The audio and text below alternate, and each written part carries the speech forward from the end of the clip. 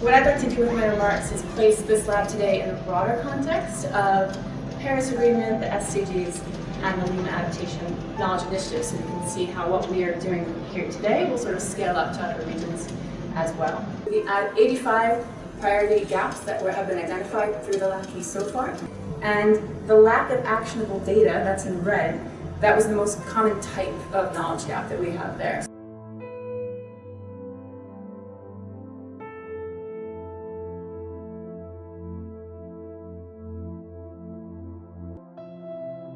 The parties don't always know what they don't know. So, of course, the innovation that the LACI is trying to provide here is to give a more empirical way to define the specific knowledge gaps for researchers to target. I'm just curious to know whether we got more gaps, even more gaps. Where the research is required more is understanding the social vulnerability and the social system and connecting with the policy making and the political system. When you put so much hope on scientific knowledge, you expect results, precisely. But the problems of climate change themselves have been built by years of recommendations to promote growth in a way that was not sustainable. All these are failures not of scientific knowledge, but of this idea that scientific knowledge should have guided us. And in the public debate, my fear right now is that science is losing legitimacy. It's often researchers who need capacity building and how to build relationships, how to pursue impact. What does it mean to pursue research into use? And so let's not be complacent in our ideas of who needs to be trained. Through this conversation that we're having today and tomorrow, everybody's ideas about what we're looking for will change.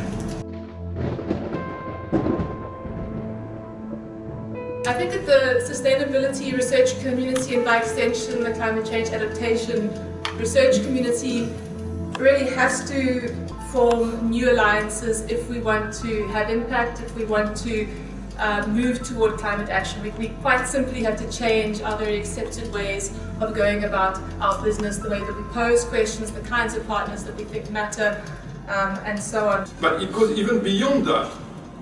A foreigner is not necessarily the best placed person to conduct the research, even if it is local, because we need to involve people in that reflection. Everyone feels like, okay, I have some, I have given some of the values or some of the ideas on that model, so that everyone recognizes it and everyone's take, the responsibility to make it happen.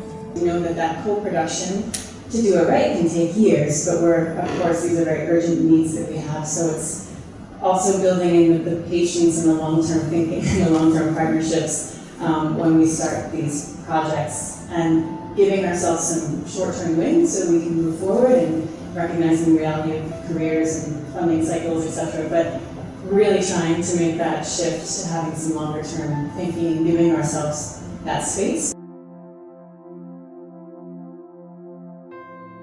And given the scale of the challenges that we currently face and the call to action that we saw just a few weeks ago with the 1.5 degree special report, I mean, the question before us is actually, can we do this fast enough? Can we change our habits and our recognized ways of working fast enough to actually respond? Information that is collected from the various stakeholders, and they need to get that acknowledgement, because the information has come from that source, which you're basically packaging in different ways and basically taking it forward, whether for policy formulation or your research. So I think that does more justice to the stakeholders you're engaging with. There's a tendency often within research teams that they're going to bring stakeholders into their process and they're going to share this knowledge and we're going to achieve impact, and sometimes actually it's going to be the other way around. How do researchers get involved in processes that are already afoot? Even if the NGOs fail to do the job of making it reach the number of people, but you still have a model that works well, is funded, so you still have somewhere to start with, and then you can improve on it in the next round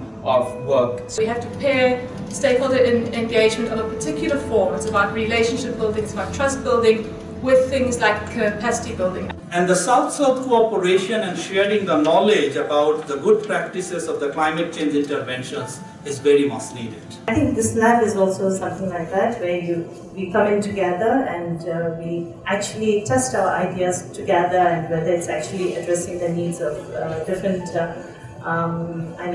different groups of people like that are meant for the research. So, yeah. If you have all the players and all the different partners involved in different aspects of that solution, then I think the expectations can be managed better. We shouldn't forget about gender. The vast majority of people in positions of authority are men. How do we support those kind of practitioners and researchers to achieve impact? So let's not be naive about what we're asking people to do. Was this just a nice theoretical exercise that could potentially turn into a future project, or how did this conversation influence your own thinking about your own research agenda and what you want to do? So this was a great opportunity to meet with other policy-oriented and research-oriented organizations and the cross-cutting kind of international donors who have a perspective from implementation to policy. And I think the opportunity to come up with a replicable, scalable, or kind of a model which could show impact is greater with this kind of a consortium where we have these kind of linkages. Democracy is about debate, and we would like this debate to be properly informed. I think have more conversations with people who think differently to you about the nature of the problem. I could suddenly see that these concepts or these ideas develop into fully, project proposals that can be funded from different sources. I hope the society will try to start to understand that this distinction between research, practice, and policy and estimating is not always useful. This very elusive idea that the role of research is to tell people what to do and to tell them what the future will be doesn't make sense. The future is uncertain. We all know that. There is no way we can make it certain. And we need to recognize that uncertainty, and it means that action is risk-taking. The role of research is not to tell people what to do, it is to help them mitigate the risks. And it is a totally different role, and I think it will be very useful to focus increasingly on that role of research, which is basically more information than prescription. It helps people to think analytically. Knowledge is not a product that gets moved, it's a relational thing that is built between individuals and groups who work together over time. And if we can start to see knowledge that way, then how we move towards action is really quite a different process to just disseminating knowledge and trying to achieve it.